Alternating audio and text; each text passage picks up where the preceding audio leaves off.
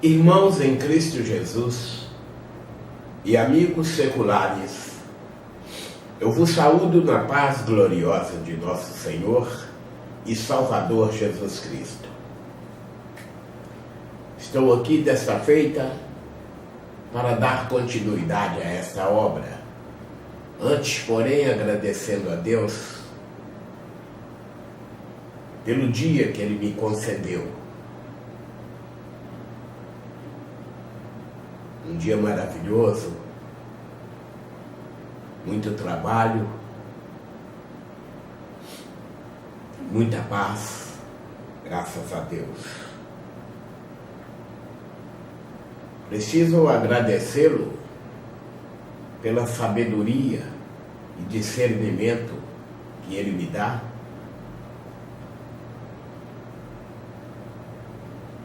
Preciso agradecê-lo pelos livramentos que tenho tido e pela atenção e zelo que Ele tem me dedicado.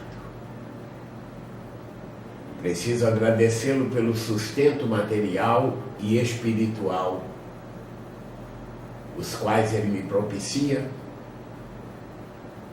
E não posso esquecer do fortalecimento e ânimo que Ele me dá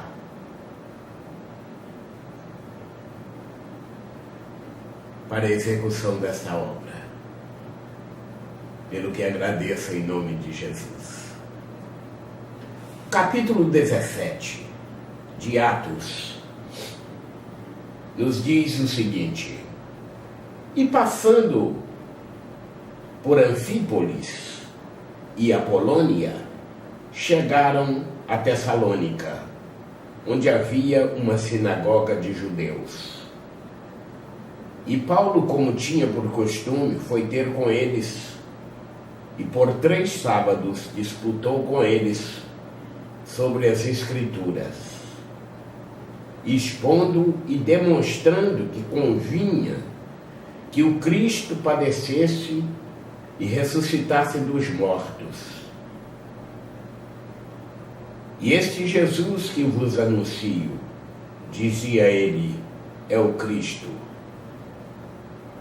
E alguns deles creram e ajuntaram-se com Paulo e Silas, e também uma grande multidão de gregos religiosos e não poucas mulheres principais. Mas os judeus desobedientes, movidos de inveja, tomaram consigo alguns homens perversos dentre os vadios e, ajuntando o povo, alvoroçaram a cidade e, assaltando a casa de Jasão, procuravam tirá-los para junto do povo. E não os achando, trouxeram Jasão e alguns irmãos à presença dos magistrados da cidade, clamando: estes que têm alvoroçado o mundo chegaram também aqui, os quais Jasão recolheu. Todos estes procedem contra os decretos de César, dizendo que há outro rei, Jesus. E alvoroçaram a multidão e os principais da cidade, que ouviram estas coisas. Tendo, porém, recebido satisfação de Jasão e dos demais, o soltaram. E logo os irmãos enviaram de noite Paulo e Silas a Bereia. E eles, chegando lá, foram à sinagoga dos judeus. Ora, estes foram mais nobres do que os que estavam em Tessalônica, porque de bom grado receberam a palavra, examinando cada dia nas Escrituras se estas coisas eram assim. De sorte que creram muitos deles, e também mulheres gregas da classe nobre, e não pouco varões. Mas logo que os judeus de Tessalônica souberam que a palavra de Deus também era anunciada por Paulo em Bereia, foram lá e excitaram as multidões. No mesmo instante, os irmãos mandaram a Paulo que fosse até o mar, mas Silas e Timóteo ficaram ali. E os que acompanhavam Paulo o levaram até Atenas, e recebendo ordem para que Silas e Timóteo fossem ter com ele o mais depressa possível, partiram. E enquanto Paulo os esperava em Atenas, o seu espírito se comovia em si mesmo, vendo a cidade tão entregue à idolatria. De sorte que disputava na sinagoga com os judeus e religiosos, e todos os dias na praça com os que se apresentavam. E alguns dos filósofos epicureus e estoicos contendiam com ele. Uns diziam: que quer dizer este paroleiro? E outros: parece que é pregador de deuses estranhos. Porque lhes anunciava a Jesus e a ressurreição.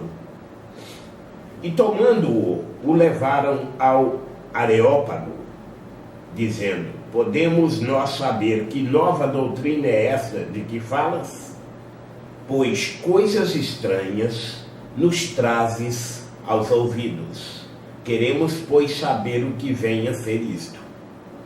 Pois todos os atenienses e estrangeiros residentes de nenhuma outra coisa se ocupavam, senão de dizer e ouvir alguma novidade. E estando Paulo no meio do Areópago, disse: varões atenienses, em tudo vos vejo um tanto supersticiosos, porque passando eu e vendo os vossos santuários, achei também um altar em que estava escrito: ao Deus desconhecido. Esse, pois, que vós honrais, não o conhecendo, é o que eu vos anuncio. O Deus que fez o mundo e tudo que nele há, sendo o Senhor do céu e da terra, não habita em templos feitos por mãos de homens. Tampouco é servido por mãos de homens, como que necessitando de alguma coisa, pois ele mesmo é quem dá a todos a vida e a respiração e todas as coisas. E de um só fez toda a geração dos homens, para habitar sobre toda a face da terra, determinando os tempos já dantes ordenados e os limites da sua habitação, para que buscassem ao Senhor, se porventura tateando o pudessem achar, ainda que não está longe de cada um de nós, porque nele vivemos e nos movemos e existimos, como também alguns dos vossos poetas disseram. Pois somos também sua geração, sendo nós, pois, geração de Deus, não havemos de cuidar que a divindade seja semelhante ao ouro, ou à prata, ou à pedra esculpida por artifício e imaginação dos homens. Meu Deus, não está em conta os tempos da ignorância. Anuncia agora a todos os homens em todo lugar que se arrependam, porquanto tem determinado um dia em que com justiça há de julgar o mundo, por meio do varão que destinou. E disso deu certeza a todos, ressuscitando-o dos mortos.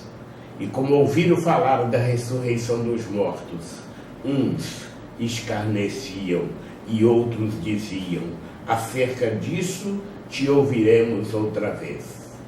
E assim Paulo saiu do meio deles. Todavia, chegando alguns varões, a ele creram entre os quais Dionísio, o Areopagita, e uma mulher por nome Dâmaris, e com eles outros. Assim, finda-se mais um capítulo. E Deus continuará derramando sobre a sua vida